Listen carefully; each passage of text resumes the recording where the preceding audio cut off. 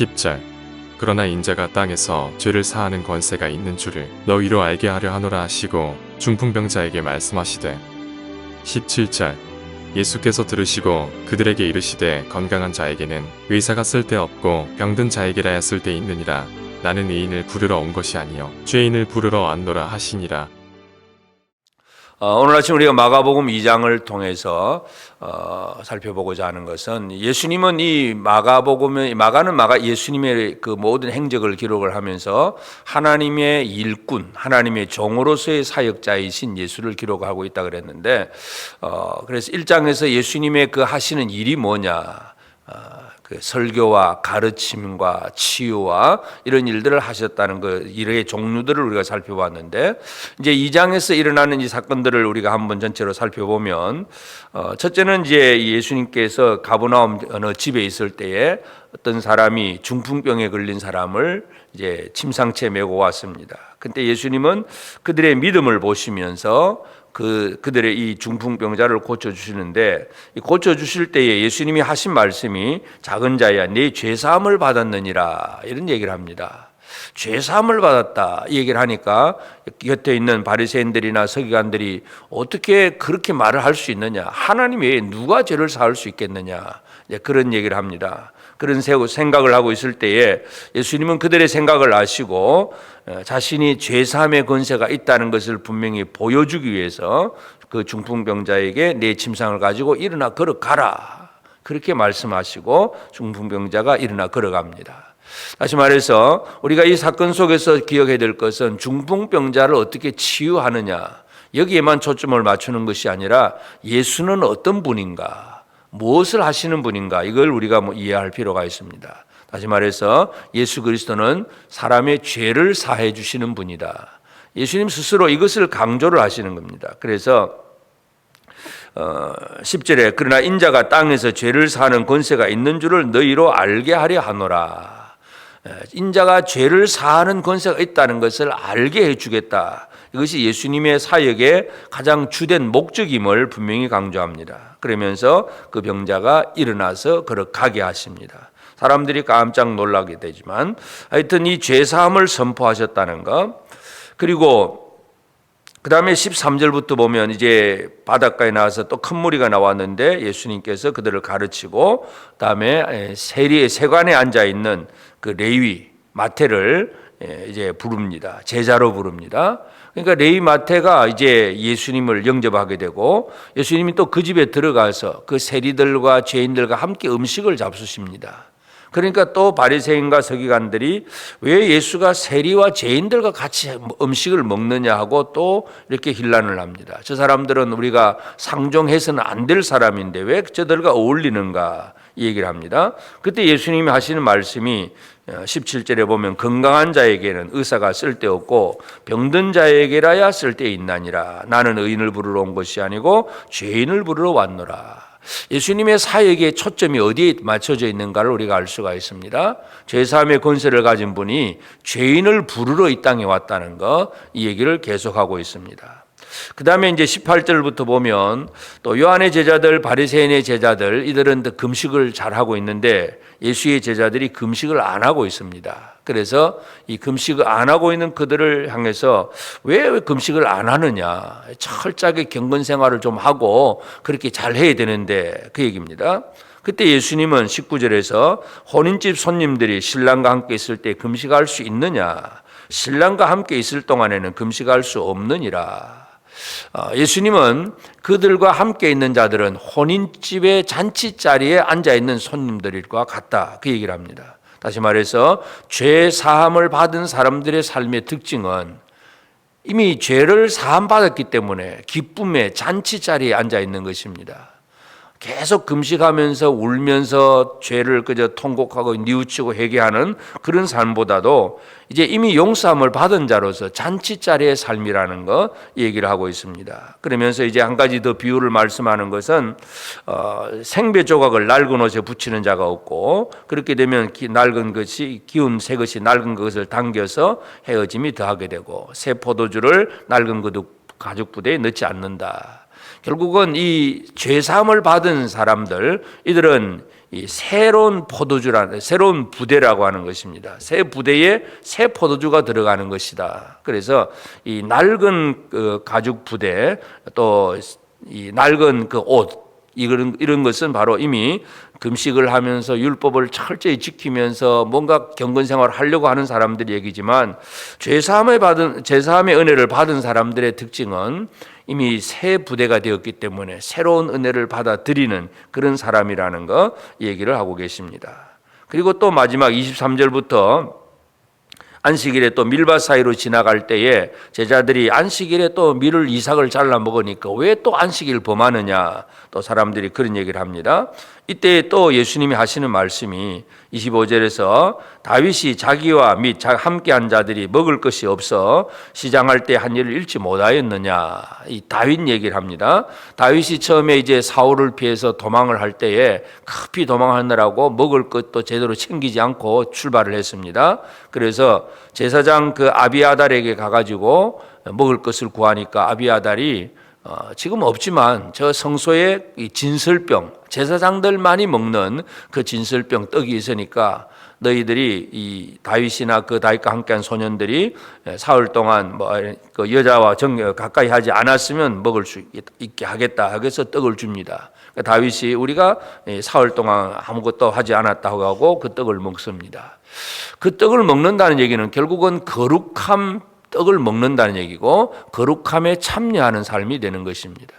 그래서 우리가 이 마가복음 2장을 보면 예수 그리스도는 죄사함의 권세를 가진 분으로서 사람들의 그 죄인을 부르러 이 땅에 오셨고 그리고 그 죄인들에게 진정한 기쁨을 주시고 그리고 거룩함에 참여케 하시는 것, 이것이 바로 예수님의 일이라고 하는 것을 우리가 분명히 알 수가 있습니다.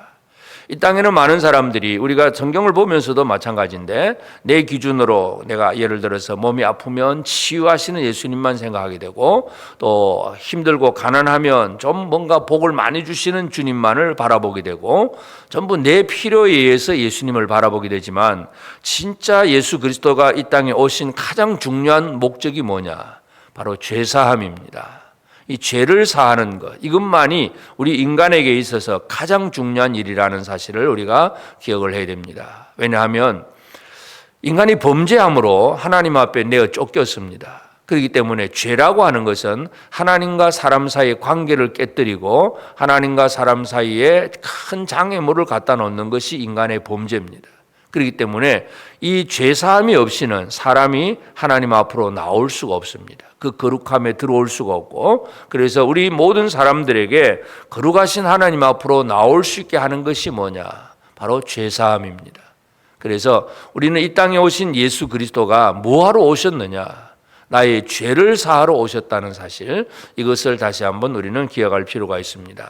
그 외에 물론 육신적인 어떤 질병의 치유도 일어나고 많은 일들이 벌어지긴 하지만 그것은 부수적인 것이고 진정한 목적은 사람의 죄를 사하러 이 땅에 오셨다는 사실, 이것을 우리가 다시 한번 기억을 해야 됩니다. 그래서 오늘 우리가 이 아침에 다시 한번 기억해야 될 것은 우리가 예수를 믿는다고 할 때에 뭐하러 믿느냐? 가장 중요한 목적이 무언가를 다시 한번 잘 정리할 필요가 있습니다.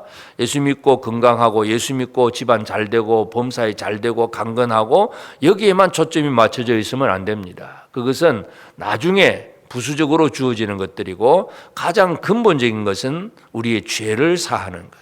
그래서 죄가 사함을 받고 하나님의 거룩함에 참여하게 되는 것. 이것이 진정한 복이라고 하는 사실을 우리는 다시 한번 기억해야 됩니다. 그래서 우리에게 있어서 이 땅에서 아무리 힘들고 어려운 생활을 살아도 죄사함을 받았다면, 하나님과의 관계가 회복이 되었다면 그 사람은 진짜 복받은 사람이고, 아무리 큰 재벌로 살고 아무리 병원 한 번 안 간 건강의 삶을 살아도 예수를 모르면, 죄사함을 받지 못하면 그는 잘 살다가 지옥 갈 사람이니까 이 죄사함의 문제가 얼마나 중요한가 하는 거 우리가 다시 한번 기억할 필요가 있습니다. 그래서 오늘 이 아침 우리는 예수께서 일하시는 목적이 뭐냐, 죄사함의 권세를 가지고 이 땅에 오신 예수님께서 죄인을 불러서 사람들에게 진정한 기쁨과 거룩함을 주시는 분이라는 거 다시 한번 기억하면서, 오늘도 우리는 내게 주신 주의 은혜가 무엇인가를 한번 기억하면서 우리는 이 혼인집의 신랑과 함께 기뻐하는 그런 이 사람들처럼 진정으로 기쁨의 생활을 살아가는 우리가 되어지기를 바랍니다.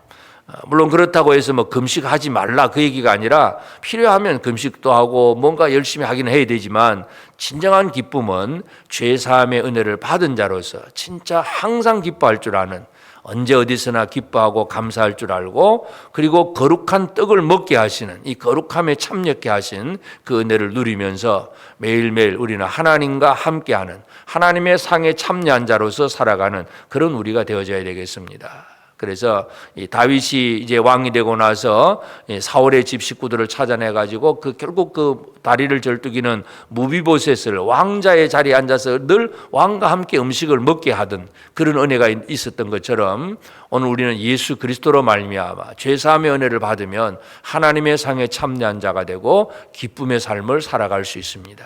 오늘 이 하루도 내가 주신 주의 은혜, 이 죄사함의 은혜가 얼마나 크고 놀라운지 다시 한번 기억하고 주님 주신 그 은혜를 누릴 줄 아는 사람, 감사함으로 기쁨으로 즐거움으로 살아가는 우리 모두가 되고, 이 땅에 아직도 이 죄사함의 은혜를 알지 못하는 그들에게 복음을 제대로 전하며 나아가는 저와 여러분 모두가 되어지기를 주의 이름으로 축복합니다.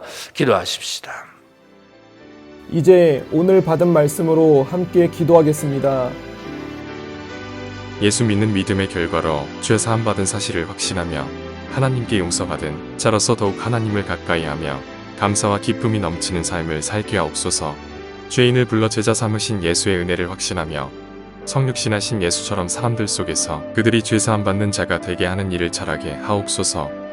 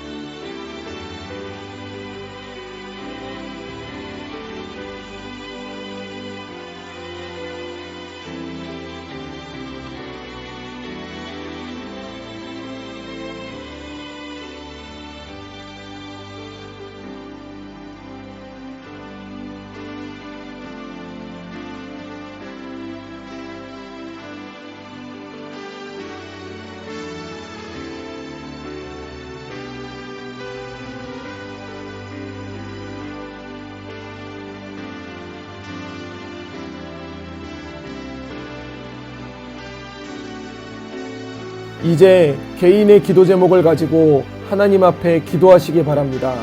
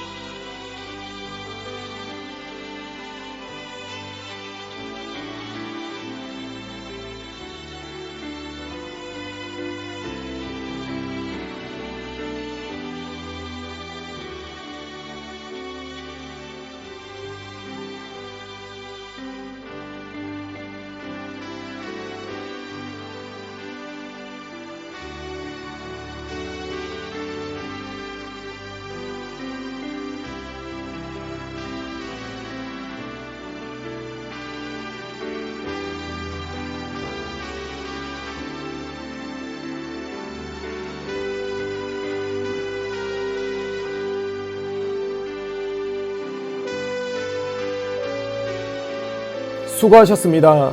오늘도 하나님의 인도하심 가운데 승리의 하루를 보내시는 우리 재건부평교회 모든 성도님들이 되시기를 주님의 이름으로 축복합니다.